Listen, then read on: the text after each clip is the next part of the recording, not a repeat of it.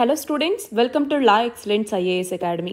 ఇవాళ మనం డిసెంబర్ 2వ తేదీకి సంబంధించి హిందూ పేపర్లోని ఇంపార్టెంట్ టాపిక్స్ చూద్దాం. ముందుగా చూడండి, భోపాల్ గ్యాస్ ట్రాజడీకి సంబంధించి 40 ఏళ్లు దాటినా ఇంకా ఆ టాక్సిక్ వేస్ట్ని రిమూవ్ చేయలేదు అన్నటువంటి కంటెక్స్లో ఈ ఆర్టికల్ని ఇవ్వటం జరిగింది. రెండవది చూడండి, ట్రంప్ బ్రిక్స్ దేశాలని థ్రెటన్ చేయటం జరిగింది. ఏమని? డాలర్ని గనక మీరు అండర్మైన్ చేసే చర్యలు తీసుకుంటే 100% టారిఫ్స్ విధిస్తాము అన్నట్టుగా. మరి ఎందుకు అలా అంటున్నారు, ఏంటి అన్నటువంటి తెలుసుకుందాం. నెక్స్ట్ చూడండి, క్లైమేట్ చేంజ్ అలానే సముద్రాలు, ఈ రెండింటికి సంబంధించిన లింక్ ఏంటి అన్నటువంటి తెలుసుకుందాం. అలానే నాన్ కమ్యూనికబుల్ డిసీజ్ బర్డెన్ అన్నటువంటిది పెరుగుతోంది ఇండియన్ సిటీస్లో అన్నటువంటి కంటెక్స్లో అసలు నాన్ కమ్యూనికబుల్ డిసీజ్ అంటే ఏంటి, ఎగ్జాంపుల్స్ ఏంటి అన్నటువంటి తెలుసుకుందాం. అలానే రీసెర్చ్ సెక్యూరిటీ అన్నటువంటిది నేషనల్ ప్రియారిటీగా ఉండాలి అన్నట్టుగా ఆర్టికల్ ఇవ్వటం జరిగింది. మరి ఎందుకని రీసెర్చ్ సెక్యూరిటీ అన్నటువంటిది ఎందుకంత ఇంపార్టెంట్, దీని గురించి మనం తెలుసుకుందాం. అలానే చివరిగా నెట్ జిఎస్టీ రెవెన్యూస్కి సంబంధించి మనం చూస్తే ఫెస్టివల్ సీజన్, దసరా, దివాళీ ఇవన్నీ ఉన్నా కూడా కేవలం 11.1% మాత్రమే నెట్ జిఎస్టీ రెవెన్యూ అన్నటువంటిది పెరిగింది. మరి ఎందుకు అన్నటువంటి రీజన్ తెలుసుకుందాం.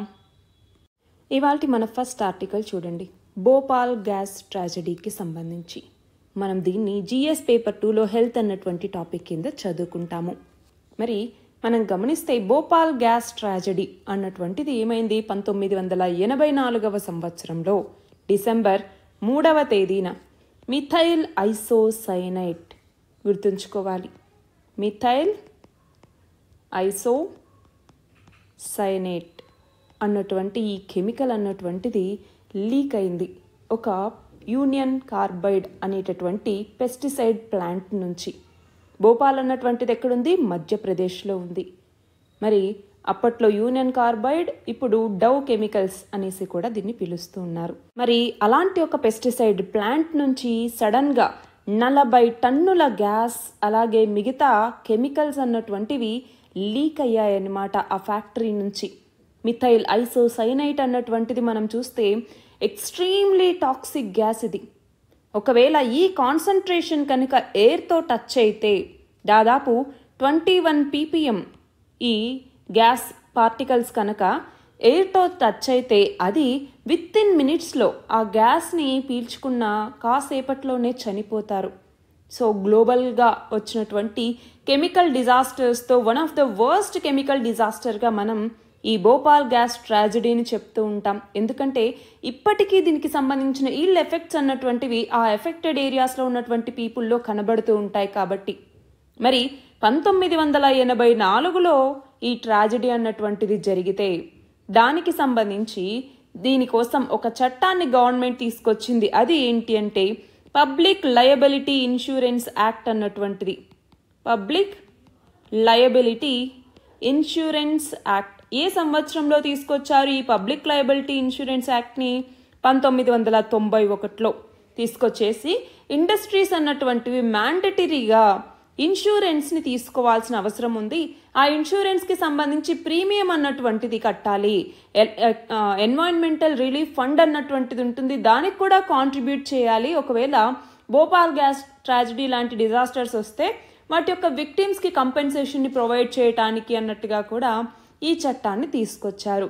అయితే ఇక్కడ మనం గమనించాల్సిన విషయం ఏంటి అంటే దీనివల్ల హెల్త్ ఎలా ఇంపాక్ట్ అయింది అన్నటువంటిది చూస్తే ఉమెన్ ఎస్పెషల్లీ అలాగే చిల్డ్రన్ వీళ్ళ యొక్క హెల్త్ ఎంతో ఇంపాక్ట్ అయింది. ఎంతోమంది చనిపోయారు. అది కాకుండా ఇప్పుడు ఉమెన్ ఎవరైతే ఈ గ్యాస్కి ఎక్స్పోజ్ అయ్యారో వాళ్ళకి పుట్టినటువంటి పిల్లలు ఉంటారా, వాళ్ళకి చాలా మాల్ ఫార్మేషన్స్ అన్నటువంటివి అయ్యాయన్నమాట.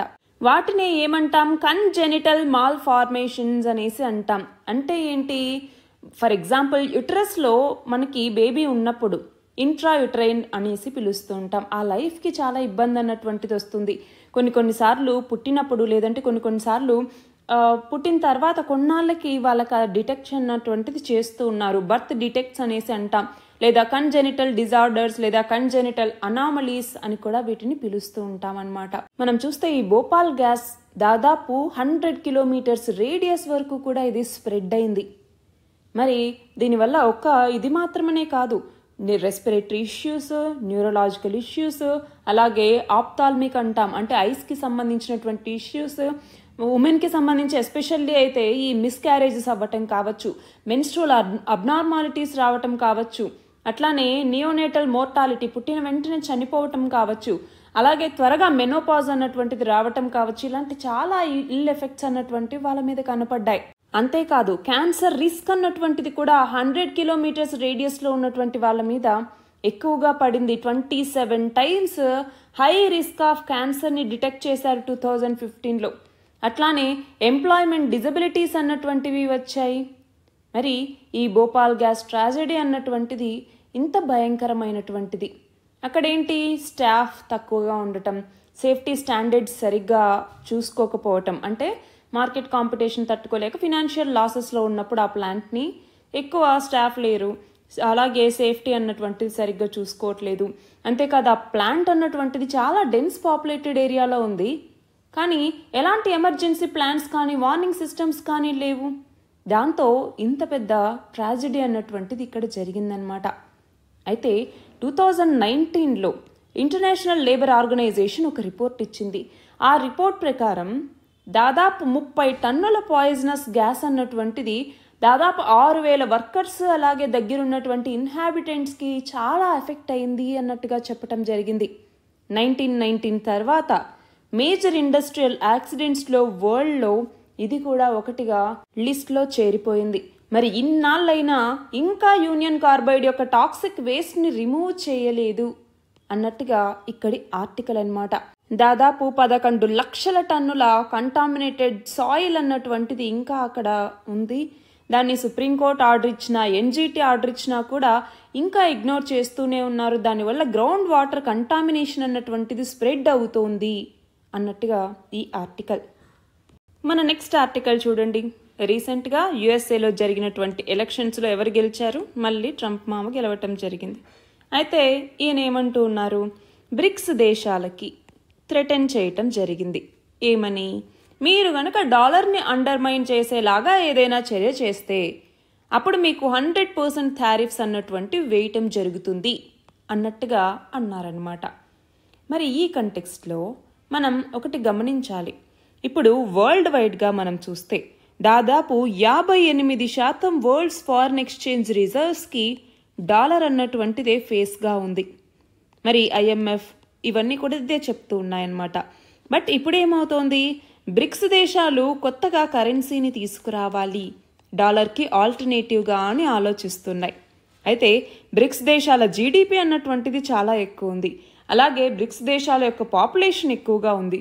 మరి ఇలాంటి టైంలో ఒక ఆల్టర్నేటివ్ కరెన్సీని తీసుకొస్తే దానివల్ల డాలర్ ఎఫెక్ట్ అయ్యేటటువంటి ప్రమాదం చాలా ఉంది. మరి అలాంటి నేపథ్యంలోనే యుఎస్ఏ ఈ యొక్క థ్రెటన్ చేయటం జరిగిందనమాట. అయితే ఈ కంటెక్స్లో మనం ఒకటి గమనించాలి. అది ఏంటి, ఇండియా ఏం చేస్తోంది? ఇండియా మన లోకల్ కరెన్సీని పెంచుకోవాలి, వాల్యూని అనుకుంటుంది. సో రూపీని ఇంటర్నేషనలైజ్ చేయాలి. ఇంటర్నేషనలైజేషన్ లేదా అంతర్జాతీయీకరణ అంటాం. రూపాయిని అంతర్జాతీయీకరణ చేయాలి అన్నట్టుగా మన భారతదేశం చాలా ట్రై చేస్తోంది. వివిధ దేశాలతో ఈ రూపీలోనే ట్రేడ్ చేయాలి అనేసి అడగటం కావచ్చు. ఫర్ ఎగ్జాంపుల్ శ్రీలంకతో కావచ్చు, మాల్దీవ్స్తో కావచ్చు, లేదా ఆఫ్రికన్ కంట్రీస్తో కావచ్చు, యుఏఈతో కావచ్చు, వీటితో ఇండియన్ రూపీలో ట్రేడ్ చేయండి అన్నట్టుగా అడుగుతోంది. దానివల్ల డాలర్ మీద ఎక్కువ రిలే అవ్వటం అన్నటువంటిది మనం తగ్గించుకోవచ్చు. ఎస్పెషల్గా ఈ రష్యా ఉక్రెయిన్ వార్ ఈ టైంలో శాంక్షన్స్ చాలా విధించిన తర్వాత ఇండియన్ రూపీలో ట్రేడ్ చేయటం అన్నటువంటిది కొంతవరకు పెరుగుతోంది. అయితే మనం ఇంకోటి గమనించాలి ఏంటి అంటే, ఇప్పుడు యుఎస్ డాలర్ అన్నటువంటిది చాలా డామినెంట్ వెహికల్ కరెన్సీ, అది మనందరికీ తెలుసు. మన రూపీ ఇప్పుడు మొత్తం కరెన్సీలో ఎంత పర్సంటేజ్ ఉంది అంటే 1.6% ఉందన్నమాట. అంటే మొత్తం ప్రపంచ దేశాలు ఉపయోగించేటటువంటి వాటిలో. మరి ఒక కరెన్సీని ఇంటర్నేషనల్ కరెన్సీ అనేసి ఎప్పుడంటారు? ఇంటర్నేషనల్ కరెన్సీ అనేసి ఎప్పుడు పిలుస్తారు అన్నటువంటిది మనకు తెలియాలి. అసలు ఓ కరెన్సీ ఇంటర్నేషనల్ కరెన్సీ అని ఎలా అంటారండి అంటే, ఇక్కడ గుర్తుంచుకోవాలి, నాన్ యుఎస్ అలానే నాన్ యూరో కరెన్సీస్ ఏవైతే గ్లోబల్ ఫారెక్స్లో మొత్తం తన యొక్క టర్నోవర్ని 4%కి పెంచుకుంటాయో, ఆ 4% ఉంటే అప్పుడు ఆ కరెన్సీని ఇంటర్నేషనల్ కరెన్సీ అన్నట్టుగా పరిగణిస్తారు. కానీ ఇప్పుడు మనది ఎంత ఉంది? కేవలం 1.6% గ్లోబల్ ఫారెక్స్ టర్నోవర్ మాత్రమే ఉంది.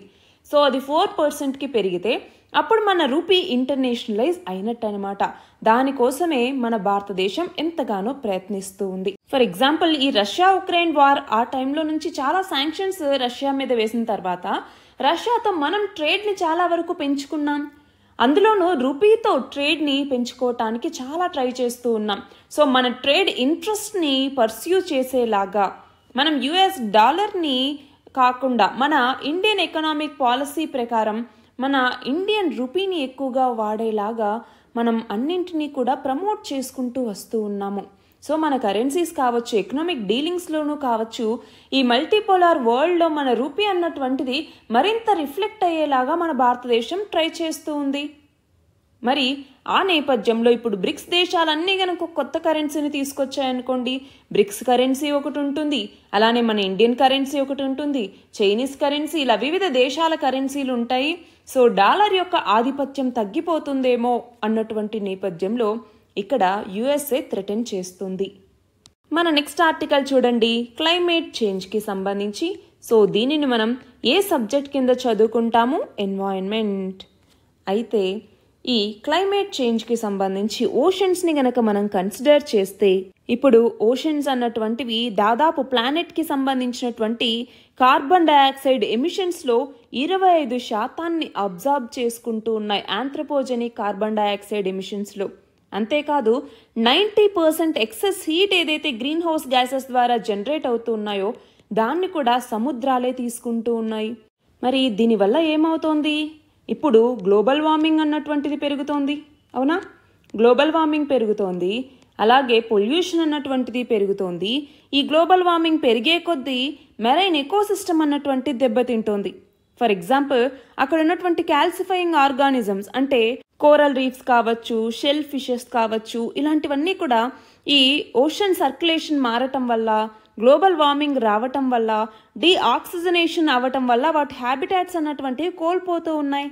ఇలాంటి డిస్ట్రప్షన్ అన్నటువంటిది అక్కడ ఉన్నటువంటి మెరైన్ ఎకోసిస్టమ్ మీద చాలా ఇంపాక్ట్ చూపిస్తుంది. ఆ మెరైన్ ఎకోసిస్టమ్ సర్వీసెస్ ఏవైతే మనం పొందుతూ ఉన్నామో, ఫర్ ఎగ్జాంపుల్ కార్బన్ సీక్వెస్ట్రేషన్ అన్నటువంటిది కావచ్చు, ఫుడ్ సెక్యూరిటీ అన్నటువంటిది కావచ్చు, ఇలాంటి వాటి మీద కూడా చాలా ఇంపాక్ట్ చూపిస్తుంది. ఫర్ ఎగ్జాంపుల్, ఇప్పుడు మనం ఒకటి గమనిద్దాం. అది ఏంటి అంటే, ఇప్పుడు డీకార్బనైజేషన్, అలానే క్లైమేట్ రెసిలియన్స్, ఇవన్నీ మనము చేరుకోవాలి అనేసి లక్ష్యాలుగా పెట్టుకున్నాం. దానికోసం మెరైన్ కార్బన్ డయాక్సైడ్ రిమూవల్ అన్నటువంటి ఒక పద్ధతిని కూడా వాడుతూ ఉన్నారు. ఏంటి? మెరైన్ కార్బన్ డయాక్సైడ్ రిమూవల్ అని చెప్పేసి.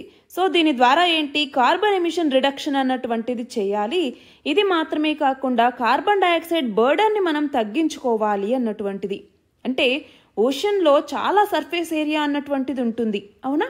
మరి ఇక్కడ కేర్ఫుల్గా మనం న్యాచురల్గా కేర్ఫుల్ ఇంజనీర్డ్ సొల్యూషన్స్ని కనుక వాడుకుంటే, కొంచెం ఎఫర్ట్స్ పెడితే మనం క్లైమేట్ చేంజ్కి అగెనెస్ట్గా ఫైట్ చేయొచ్చు అన్నట్టుగా. అంటే ఏంటి? ఇక్కడ oceans, seas, rivers, even lakes, ఇలాంటి వాటిలో కూడా డీప్ వాటర్ బాడీస్ అన్నటువంటివి ఎక్సెస్ కార్బన్ని ర్యాపిడ్గా అట్మాస్ఫియర్ నుంచి రిమూవ్ చేసుకునేటటువంటి క్యాపబిలిటీని కలిగి ఉంటాయి. అంతేకాదు కార్బన్ని మనం చూస్తే వివిధ మినరల్స్తో బైండ్ చేసేసి తొందరగా వాటిని మార్చేటటువంటి అబిలిటీ కూడా ఈ యొక్క సీస్కుంటుంది. మరి అలాంటి నేపథ్యంలో ఏమవుతోంది అంటే, కొంతమంది ఏం చేస్తూ ఉన్నారు? బయోమాస్ ఏవైతే ఉంటుందో ఆ బయోమాస్ని సీలో బరీ చేస్తూ ఉన్నారు. సో బయోమాస్ బరియల్ అని కూడా పిలుస్తూ ఉంటాం. సో అలా చేస్తే ఏమవుతుంది? Per year 22 billion tons of carbon dioxide sequestration అన్నటువంటిది జరుగుతుంది దీనివల్ల అనేసి అంచనా. దానివల్ల సీస్ యొక్క అసిడిక్ నేచర్ అన్నటువంటిది తగ్గించవచ్చు. కాకపోతే ఒకటి గమనించాలి, సీ వాటర్లో ఆల్కలైన్ మెటీరియల్స్ని యాడ్ చేయడం ద్వారా కార్బన్ డయాక్సైడ్ కంటెంట్ని న్యూట్రలైజ్ చేయొచ్చు. దానివల్ల tens of thousands of years పట్టేటటువంటి కార్బన్ ఇక్కడ లాక్ చేసేయచ్చు ఇనార్గానిక్ మాలిక్యూల్స్తో డిజాల్వ్ చేయటం ద్వారా. సో దీనివల్ల దాదాపు 15 బిలియన్ టన్నుల కార్బన్ డయాక్సైడ్ పర్ ఇయర్ ఇక్కడ సీక్వెస్ట్రేషన్ అన్నటువంటిది చేయొచ్చు. సో మిగతా బయాటిక్ మెథడ్స్తో కంపేర్ చేసుకుంటే దీని యొక్క మ్యాగ్నిట్యూడ్ అన్నటువంటిది చాలా ఎక్కువ. సో ఇప్పుడు కార్బన్ సీక్వెస్ట్రేషన్ కి సంబంధించి మనకున్నటువంటి లాజికల్ గా టెక్నాలజీస్ ని వాడుకొని గనక మనం రెగ్యులేటరీ ఛాలెంజెస్ కావచ్చు, పబ్లిక్ సెప్టిసిజం కావచ్చు, అట్లానే ఇప్పుడు ఎనర్జీ ఇన్పుట్స్ అన్నటువంటి మనకు చాలా కావాలి. సో వీటన్నింటి కోసం మనము ఈ పద్ధతికి వెళ్ళొచ్చు. అయితే ఇక్కడ మనం ఇంకొకటి గుర్తుపెట్టుకోవాలి, అదేంటి 2015 సంవత్సరంలో మనకి COP21 జరిగింది. ఆ COP21లో ప్యారిస్ అగ్రిమెంట్ అనేసి మనం కుదుర్చుకున్నాం, అవునా? సో ఈ ప్యారిస్ అగ్రిమెంట్ ప్రకారం 2100 సంవత్సరానికల్లా టెంపరేచర్ని 1.5 డిగ్రీ సెల్సియస్ లోపు ఉంచాలన్నటువంటిది లక్ష్యం. సో ఇలా ఉంచాలి అన్నా, అలానే కార్బన్ ఎమిషన్స్కి సంబంధించి 570 బిలియన్ టన్నుల కార్బన్ డైఆక్సైడ్ ఎమిషన్స్ని మనము క్యాప్ పెట్టుకోవాలి. అంటే ఇంతే ఎమిట్ చేయాలన్నట్టుగా ఒక క్యాప్ పెట్టుకోవటం కావచ్చు, 2050 నాటికల్లా నెట్ జీరో లక్ష్యాన్ని చేరుకోవటం కావచ్చు. ఇలా చేరుకుంటేనే ఇప్పుడున్నటువంటి ఆ పరిస్థితులు చక్కబడతాయి. లేదు అనుకుంటే ప్రస్తుతం ఉన్నటువంటి కార్బన్ బడ్జెట్ ఇలానే కొనసాగితే 2031 కల్లా ఇదంతా వ్యానిష్ అయిపోతుంది అన్నట్టుగా ఈ యొక్క ఆర్టికల్. మన నెక్స్ట్ ఆర్టికల్ చూడండి, ఇండియన్ సిటీస్లో నాన్ కమ్యూనికబుల్ డిసీజ్ బర్డన్ అన్నటువంటిది పెరుగుతోంది అన్నటువంటి నేపథ్యంలో. సో దీన్ని GS2లో హెల్త్ అన్నటువంటి టాపిక్ కింద డిసీజెస్ కింద చదువుకుంటాము. అయితే ఇక్కడ మనకి తెలియాల్సింది ఏంటి, రీసెంట్గా బెంగళూరు మెట్రోపాలిటన్ ట్రాన్స్పోర్ట్ కార్పొరేషన్కి సంబంధించిన ఒక బస్ డ్రైవర్ డ్యూటీలో ఉండగా చనిపోయారనమాట, కార్డియాక్ అరెస్ట్ రావటం వల్ల. సో అర్బన్ ఏరియాస్లో హెల్త్ అన్నటువంటిది ఎంత వర్సన్ అవుతోంది అనేసి ఇది ఒక ఎగ్జాంపుల్గా చెప్పచ్చు. అయితే ఇప్పుడు ఫస్ట్ ఆఫ్ ఆల్ మనకేం తెలియాలి, రీజన్స్, లేదు అనుకుంటే రిస్క్ ఫ్యాక్టర్స్ అని కూడా పిలుస్తూ ఉంటాం. రిస్క్ ఫ్యాక్టర్స్ అంటే నాన్ కమ్యూనికబుల్ డిసీజ్ బర్డన్ పెరగటానికి ఉన్నటువంటి రీజన్స్ ఏంటి, రిస్క్ ఫ్యాక్టర్స్ ఏంటి అంటే అందులో ఒకటి వచ్చేసరికి హై స్ట్రెస్ అన్నటువంటిది ఉండటం వర్క్ ఎన్వైరన్మెంట్లో. సో ఫర్ ఎగ్జాంపుల్ ఇక్కడ మనం చూస్తే ఈ బెంగళూరు మెట్రోపాలిటన్ ట్రాన్స్పోర్ట్ కార్పొరేషన్లోనే కావచ్చు, అక్కడ ఉన్నటువంటి 40% ఎంప్లాయీస్ 45 నుంచి 60 సంవత్సరాల ఏజ్ ఉన్నటువంటి వాళ్ళు, వాళ్ళలో కార్డియోవాస్కులర్ డిసీజెస్ యొక్క రిస్క్ అన్నటువంటిది ఎక్కువగా ఉంది. కంటిన్యూస్ డ్రైవింగ్ అన్నటువంటిది చేయటం కావచ్చు, ఈటింగ్ హ్యాబిట్స్ సరిగ్గా లేకపోవటం కావచ్చు, దీనివల్ల కూడా అంటే జాబ్ కండిషన్స్ యొక్క డిమాండ్ అన్నటువంటిది ఉంది, కానీ దీనివల్ల వాళ్ళు ఎక్కువ స్ట్రెస్కి లోనవుతూ ఉన్నారు. రెండవది వచ్చేసరికి పూర్ న్యూట్రిషన్ అన్నటువంటిది సరిగ్గా లేదు, తిండి తింటున్నారు కానీ అది పోషకాహారమా కాదా అన్నటువంటిది ఇక్కడ క్వశ్చన్ మార్క్. అట్లానే వాళ్ళ యొక్క లైఫ్ స్టైల్ అంటే ఈ లాంగ్ వర్కింగ్ అవర్స్ అన్నటువంటిది కావచ్చు, వీటి వల్ల ఎక్కువ కూర్చొని ఉండటం కావచ్చు, దీనివల్ల ఒబెసిటీ, హైపర్ టెన్షన్, డయాబెటీస్ ఇలాంటివన్నీ కూడా పెరుగుతూ ఉన్నాయి. మూడవది వీళ్ళకి హెల్త్ ఇన్సూరెన్స్ అన్నటువంటిది సరిగ్గా లేకపోవటం, హెల్త్ ఇన్సూరెన్స్ అట్లానే సపోర్ట్ అన్నటువంటిది లేకపోవటం. సో దానివల్ల డయాగ్నోసిస్ చాలా డిలే అవుతోంది, ఈ నాన్ కమ్యూనికబుల్ డిసీజ్ యొక్క ట్రీట్మెంట్ అన్నటువంటిది లేట్గా అవుతోంది, దాంతో సివియర్ హెల్త్ ఈవెంట్స్ యొక్క రిస్క్ అన్నటువంటిది పెరుగుతోంది. ఇది కాకుండా ఇంకేమేం రీజన్స్ ఉంటాయి, socio economic reasons, socio economic marginalisation అని కూడా పిలుస్తూ ఉంటాం. అంటే గమనించాలి, అర్బన్ పాపులేషన్ చాలా మంది స్లమ్స్ లేదంటే ఇన్ఫార్మల్ సెటిల్మెంట్స్లో ఉన్నటువంటి వాళ్ళు చాలా ఎక్కువగా ఉన్నారు. సో అలాంటి వాళ్ళకి హెల్త్ కేర్ యాక్సెస్ అన్నటువంటిది చాలా లిమిటెడ్గా ఉంది. మరి ఈ సోషియో ఎకనామిక్ స్టేటస్ అన్నటువంటిదే పూర్ హెల్త్ అవుట్కమ్స్కి కాంట్రిబ్యూట్ చేస్తోంది, వాళ్ళలోనే ఈ నాన్ కమ్యూనికబుల్ డిసీజెస్ యొక్క బర్డన్ అన్నటువంటిది పెరుగుతోంది. మరి ఇప్పుడు అర్బన్ హెల్త్ సిస్టమ్ని మరి ఎలాగ ఇంప్రూవ్ చేయాలి అంటే, ఒకటి ప్రైమరీ హెల్త్ కేర్ అన్నటువంటిది, ప్రైమరీ హెల్త్ కేర్ సర్వీసెస్ని మార్జినలైజ్డ్ కమ్యూనిటీస్కి కూడా యాక్సెసిబుల్గా తీసుకురావాలి. అంటే ఏంటి, ఫర్ ఎగ్జాంపుల్ అండర్ సర్వ్డ్ ఏరియాస్కి కూడా ఫెసిలిటీస్ని ఎక్స్పాండ్ చేయటం కావచ్చు, అలానే సర్వీసెస్ని అఫోర్డబుల్గా తీసుకురావటం, వీటన్నింటి వల్ల. రెండవది వచ్చేసరికి రెగ్యులర్ హెల్త్ స్క్రీనింగ్స్ అన్నటువంటివి ఉండాలి. రెగ్యులర్ హెల్త్ స్క్రీనింగ్స్ అంటే ఏంటి, హై రిస్క్ పాపులేషన్స్లో ఎక్కువగా ఈ ఎవాల్యుయేషన్స్ జరుగుతూ ఉండాలి. అంటే బస్ డ్రైవర్స్ కావచ్చు, ట్రాన్స్పోర్ట్ వర్కర్స్ కావచ్చు, వీళ్ళందరికీ ఎక్కువగా ఈ రిస్క్ ఫ్యాక్టర్స్ ఉంటాయి. సో వాటిని ఎర్లీగా ఐడెంటిఫై చేసి టైమ్లీ వాళ్ళకి దానికి సంబంధించినటువంటి ట్రీట్మెంట్ని అందించగలిగితే చాలా వరకు ఈ బర్డన్ అన్నటువంటి తగ్గుతుంది. మూడవది వచ్చేసరికి హెల్త్ ఆఫీసర్స్ ఎవరైతే ఉంటారో ఆ హెల్త్ ఆఫీసర్స్ని ఎంప్లాయ్మెంట్ పాలసీస్తో ఇంటిగ్రేట్ చేయాల్సి ఉంటుంది, ఎంప్లాయ్మెంట్ పాలసీస్. సో అలాంటప్పుడే ఎంప్లాయీ యొక్క వెల్నెస్ అన్నటువంటిది ప్రమోట్ చేయగలము. అంటే స్ట్రెస్ మేనేజ్మెంట్ కావచ్చు, దానికి సంబంధించిన వర్క్ షాప్స్ పెట్టడం, న్యూట్రిషన్ ఎడ్యుకేషన్ అన్నటువంటిది ఇవ్వటం, ఇలాంటి వాటికి సంబంధించి ప్రోగ్రామ్స్ని క్రియేట్ చేయటం, హెల్త్ డిపార్ట్మెంట్స్తో ఈ ఎంప్లాయీస్ కొలాబరేట్ అయ్యేలాగా చూడటం, ఇవన్నీ అనమాట. అట్లానే ఇంకొక ఇంపార్టెంట్ ఏంటి అంటే కమ్యూనిటీ బేస్డ్ హెల్త్ ప్రమోషన్ జరిగిందనుకోండి, అప్పుడు ఏమవుతుంది, workshops, outreach programmes ఇలాంటివన్నీ పెట్టి అక్కడ ఉన్నటువంటి రెసిడెంట్స్ని డైరెక్ట్గా ఎంగేజ్ చేయడం ద్వారా కూడా ఈ నాన్ కమ్యూనికబుల్ డిసీజ్ యొక్క రిస్క్ బర్డెన్ అన్నటువంటిది మనం తగ్గించవచ్చు. సో కమ్యూనిటీ పార్టిసిపేషన్ పెంచాలి, అవేర్నెస్ని పెంచాలి, టెక్నాలజీని పెంచి మానిటర్ చేసుకుంటూ ఉండాలి, హెల్త్ని, సపోర్టివ్ నెట్వర్క్స్ని అందించాలి. సో ఇలా ఉంటేనే మనము మన యొక్క అర్బన్ ప్రైమరీ హెల్త్ కేర్ని స్ట్రెంథెన్ చేసుకోగలము. కమ్యూనిటీ లెడ్ హెల్త్కి సంబంధించి కూడా ఇది ప్రమోట్ చేయాలి అంటే ఇది చాలా చాలా ఇంపార్టెంట్. మనకి యూపీఎస్సీ 2021లో కూడా అడిగారండి, వెల్ఫేర్ స్టేట్ అని అనడానికి సంబంధించి ప్రైమరీ హెల్త్ కేర్ స్ట్రక్చర్ అన్నటువంటిది సస్టైనబుల్ డెవలప్మెంట్ని సాధించడానికి ఒక నెసెసరీ ప్రీ కండిషన్ అనలైజ్ చేయండి అన్నట్టుగా అడిగారు. సో అలాంటి టైంలో మనం రాయగలగాలి. మన నెక్స్ట్ ఆర్టికల్ చూడండి, రీసెర్చ్ సెక్యూరిటీకి సంబంధించి. దీనిని మనం సైన్స్ అండ్ టెక్నాలజీలో భాగంగా చదువుకుంటాం. అయితే ఇక్కడ ఆర్టికల్లో ఏమన్నారు, పాలసీ మేకర్స్ రీసెర్చ్ సెక్యూరిటీని స్ట్రెంథెన్ చేయటం మీద చాలా ఫోకస్ పెట్టాల్సి ఉంటుంది అన్నట్టుగా అన్నారు.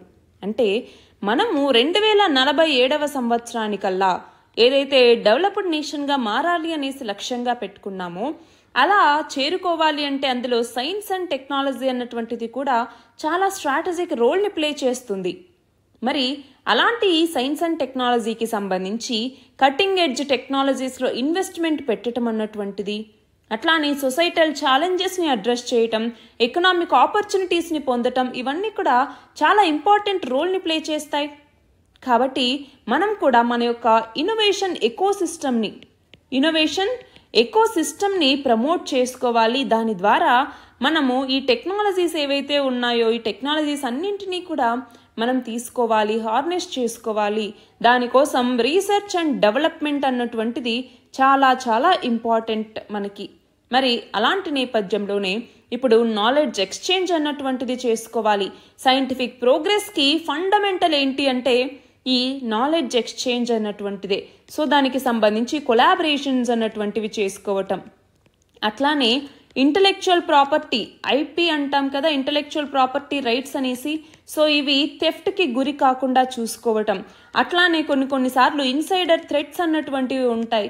సో వాటిని ఎదుర్కొనేలాగా ఉండటం. అట్లానే సైబర్ అటాక్స్ అన్నటువంటివి, ఈ సైబర్ అటాక్స్ని తగ్గించేలాగా చూసుకోవటం. అన్ఆథరైజ్డ్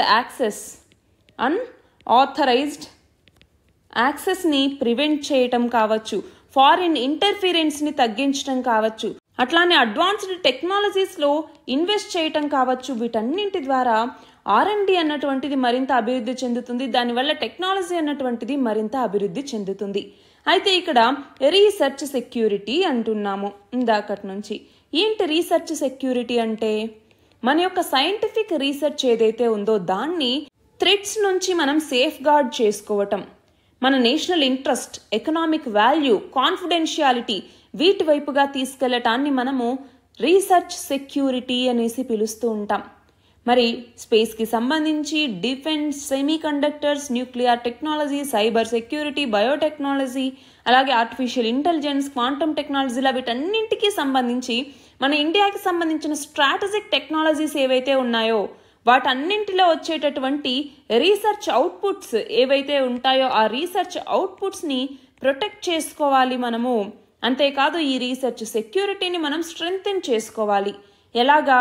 వీటన్నింటిని ప్రొటెక్ట్ చేసుకుంటూనే వీటికి సంబంధించి ఫారిన్ ఇన్ఫ్లుయెన్స్ నుంచి, ఎస్పియనేజ్ నుంచి, సాబటేజ్ కావచ్చు, అలా R&D ఇన్వెస్ట్మెంట్స్ని మనం సేఫ్ గార్డ్ చేసుకుంటూ రావాల్సి వస్తుంది.